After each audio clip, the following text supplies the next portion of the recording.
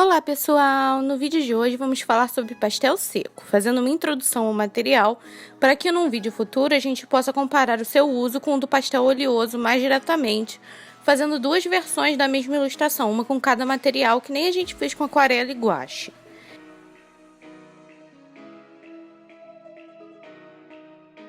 Em geral, em termos de composição, o pastel é feito de pigmentos em pó, combinados com uma base com giz ou argila, acompanhados de um aglutinante como a goma arábica, até que se forma uma pasta rígida.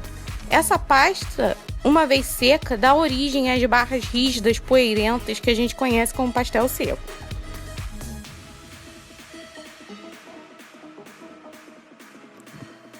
É nesse ponto que começam as diferenças entre o pastel seco e o oleoso, na sua consistência. Enquanto o pastel tem uma consistência pastosa, o pastel seco tem uma característica mais rígida e poeirenta. Isso posto, nós temos diferentes tipos de pastel seco.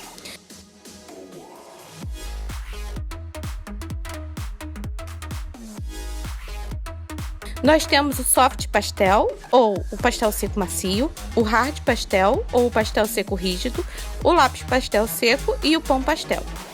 O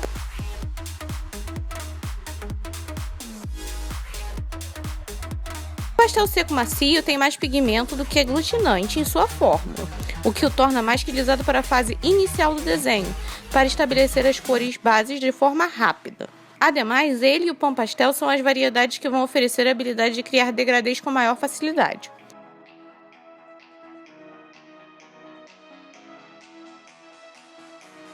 O pastel seco rígido tem mais aglutinante que pigmento, sendo menos quebradiço. Apesar de não serem tão efetivos em preencher grandes áreas de pigmento, eles oferecem maior controle, possibilitando o trabalho em detalhes. Eles também são utilizados nos detalhes finais porque eles conseguem aderir no papel já saturado com o produto. Ele arranha um pouco a superfície e remove um pouco do material já aplicado para ficar no seu lugar. O pastel seco em lápis é o pastel rígido em sua forma mais conveniente, facilitando ainda mais o uso de detalhes, já que você pode apontar para alcançar traços super precisos.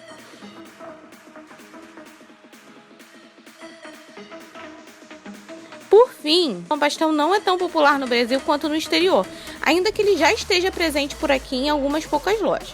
Mas ele é uma versão em pó super macia do pastel seco, sendo aplicado com esponjas. Eu nunca utilizei, mas artistas que usam o material se referem à sua consistência como mais cremosa do que poeirenta. Ele é favorável para aplicações em grandes áreas como um pastel seco macio, mas a variedade de ferramentas de aplicação torna possível também um processo de trabalho mais detalhado.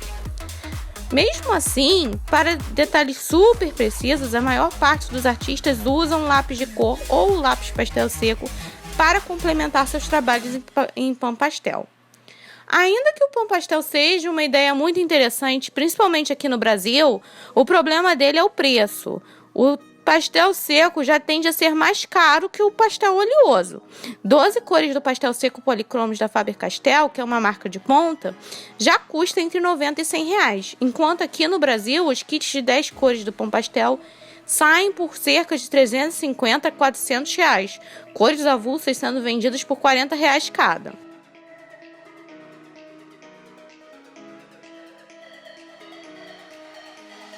Nessa ilustração, eu utilizei diversas cores de pastel seco macio para fazer a base das frutas, estabelecendo os detalhes com lápis pastel seco. Como eu não queria perder os detalhes do pote, ele foi feito inteiramente com lápis pastel seco e o fundo também, apesar de que eu provavelmente teria feito o fundo mais rapidamente se tivesse feito com pastel seco macio, utilizando lápis pastel seco apenas para as áreas ao redor do pote das frutas. Ademais, eu utilizei um espuminho para auxiliar na mistura de cores e me certificar que o pigmento estava impregnando toda a textura do papel, sem deixar nenhum pontinho branco no meio do caminho.